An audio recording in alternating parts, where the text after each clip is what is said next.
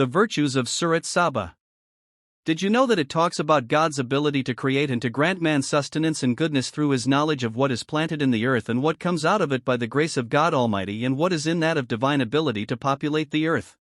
Did you know that it talks about God Almighty's threat to those who dispute and those who deny the verses of God Almighty in the Holy Quran, where he promised them severe punishment on the day of resurrection, and threatened those who follow other gods other than God Almighty? Did you know that it talked about one of the incidents that happened in history, which is the collapse of the Marib Dam, which was built by the people of Sheba in order to benefit from the water and contain it, but it collapsed before Islam?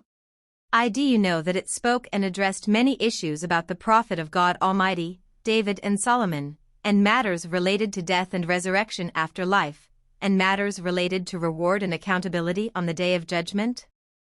Did you know that it mentioned a true incident that happened, which was the ingratitude of the people of the Kingdom of Sheba for the blessings they were living in, and all those blessings that God Almighty had bestowed upon them, and the punishment was that God sent them the flood of the dam, which caused their destruction? Did you know that it indicates that a scholar will be arrogant with his knowledge and will become proud of his knowledge, which will lead to the collapse of the civilization that he is keen to establish with his knowledge?